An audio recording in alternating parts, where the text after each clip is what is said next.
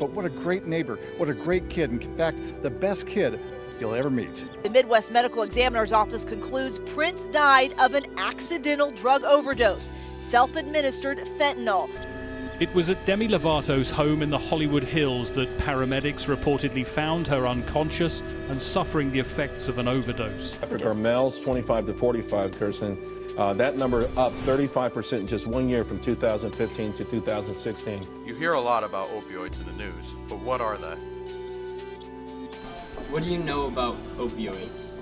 I don't know much. I don't know too much. Not too sure about opioids. Not that much. Not much.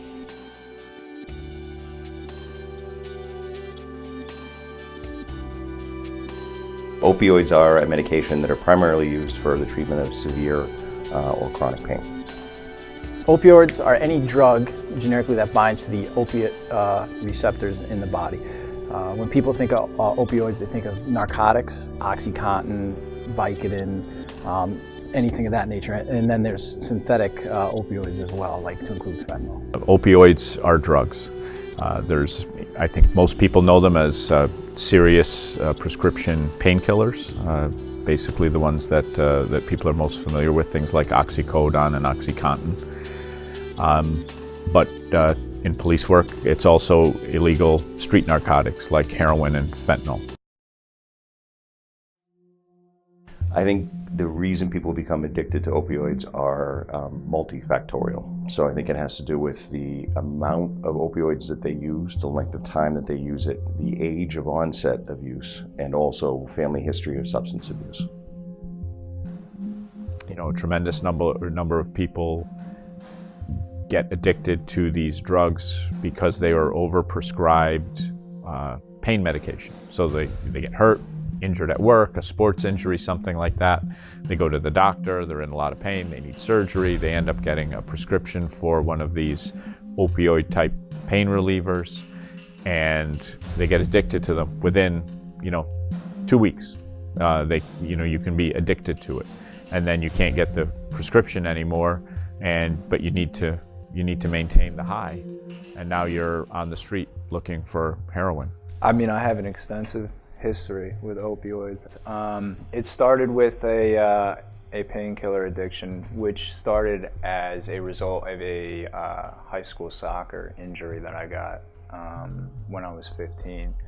I got a concussion in which I went to my general practitioner, my childhood doctor, and I went and I explained the symptoms that I was having as a result of the concussion, in which he prescribed, a painkiller to me. And from there, I didn't draw a sober breath for many years. I went from painkillers to snorting heroin to injecting heroin, which ultimately led me to all the problems that I had. But my history with opioids was about four or 5 years long. Yeah.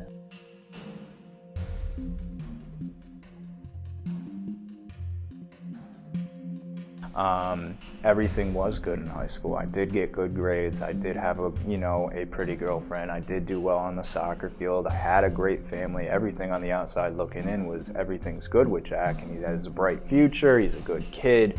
But internally, my insides didn't match up to my outsides. Internally I felt less than. Internally I felt insecure. So when I discovered these painkillers, it was, a solution to the internal battle that I had. My insides never matched up to my outsides.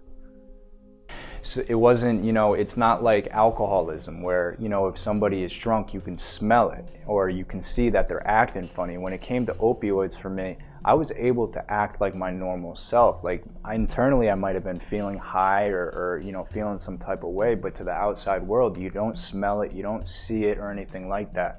So it wasn't very difficult for me to keep that from people. I absolutely believe that opioid addiction or using is a problem amongst young people, adolescents specifically. Like I said, I was fully addicted to painkillers by the age of 15. I personally know people who started younger, and this was me back in in 2006, 2007, and it's only gotten worse for adolescents since, you know, the time I started.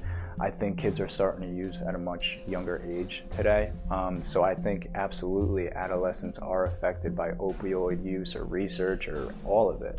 So it starts with the doctors. It starts with these physicians that are making that decision, okay, I'm gonna write you a prescription for this drug for your pain, but the consumer is not being made aware of the dangers or the effects or what's about to happen. You know, when we get a prescription today, it's typically for weeks. You know, they're overprescribed, they're given way too many pills, and by the end of these prescriptions, people are addicted.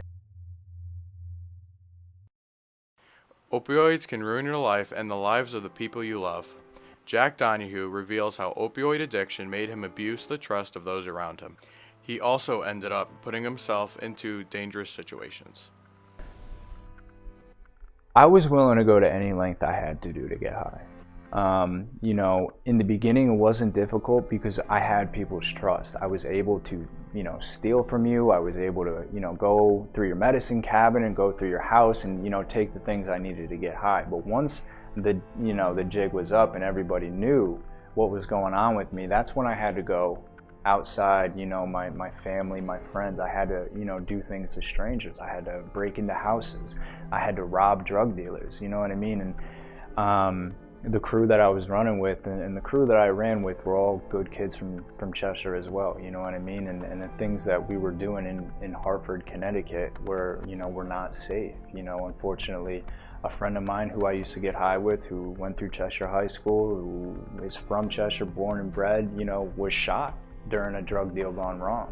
You know what I mean? So we didn't care specifically, I didn't care what we had to do to get high. It didn't matter who we had to hurt or who we had to lie to or who we had to steal from. The end game for us was getting high, and we would have to do whatever we had to do. You know, and luckily I'm not in jail, and luckily you know, I have my freedom and I have my sobriety today. But you know, there was a point where nothing would have stopped me from getting that next fix, nothing. Despite being prescription painkillers given out by licensed doctors, opioids have a dark side. They can have many consequences. Your health and social life can be affected, and you may even get in trouble with the law. The cons of opioids are pretty significant. There's obviously addiction, there's overuse, there's overdose, there's constipation, there's itching, there's a large list of side effects that come along with their use, including things like depression. So overdoses with opioids are directly related to the fact that one of the side effects of the opioids is depression of the respiratory center. So you basically have a center in your brain that tells you need to breathe based on how much carbon dioxide is in your blood. Opioids at high levels basically shut that off. So you have no drive to breathe, and you don't breathe, and you suffocate and die.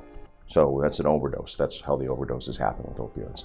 When opioids are taken advantage of, there is always a chance that the abuser will overdose. There are many ways to spot an overdose, according to the Chief of Police of Cheshire.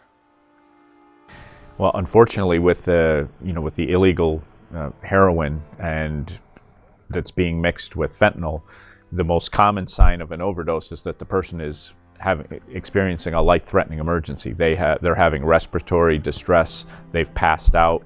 They may have stopped breathing.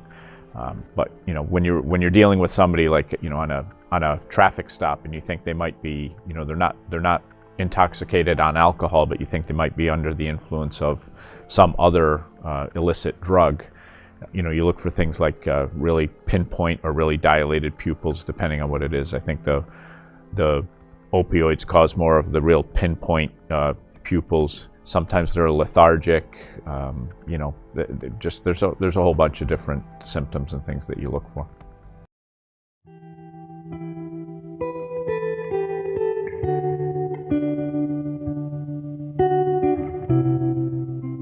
This one particular Christmas morning, Christmas in my family is a big thing. You know, grandparents come over, aunt comes over, you know, we have a big brunch, everybody says hello, everybody's happy, everybody's cheery, we open gifts together.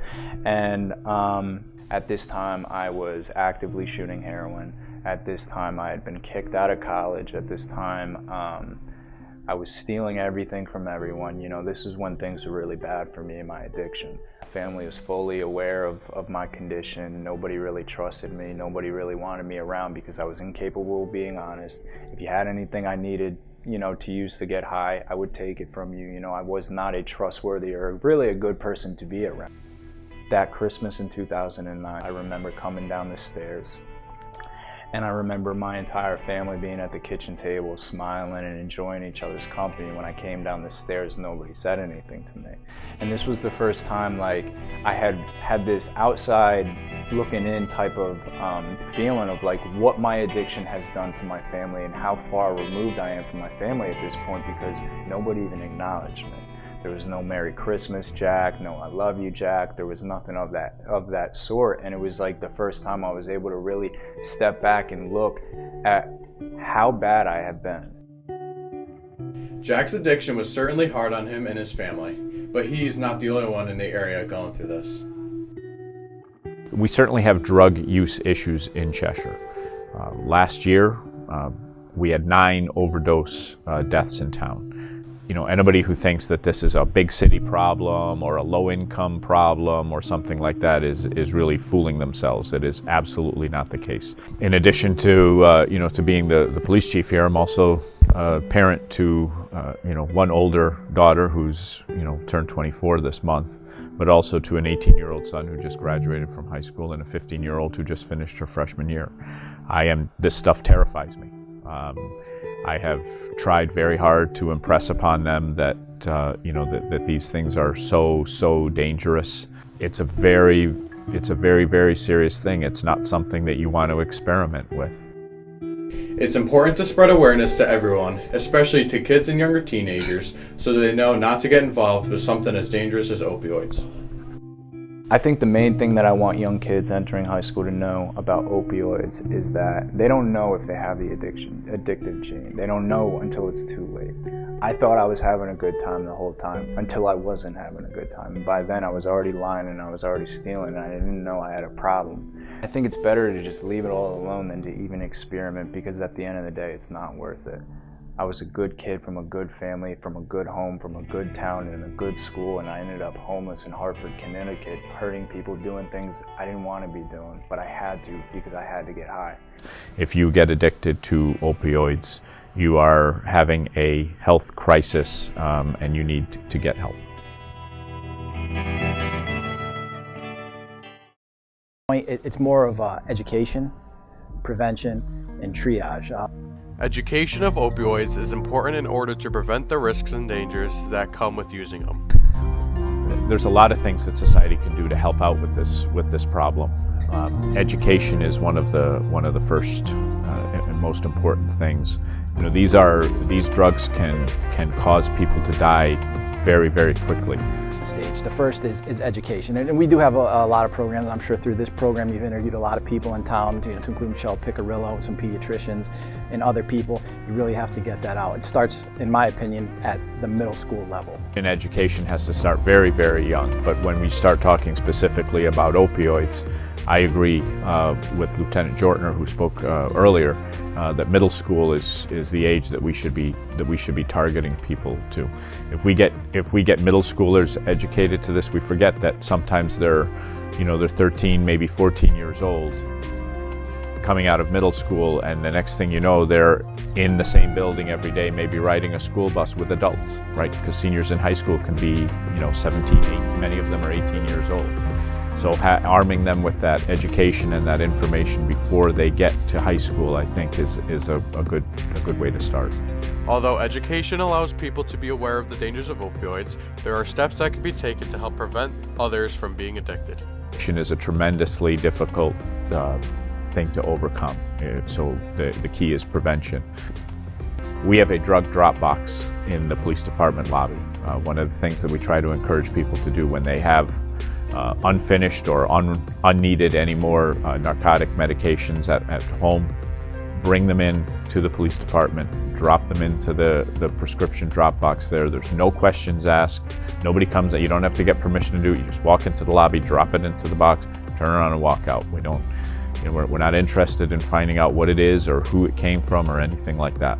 That way it's not sitting in your house for a relative or a friend to find and possibly use.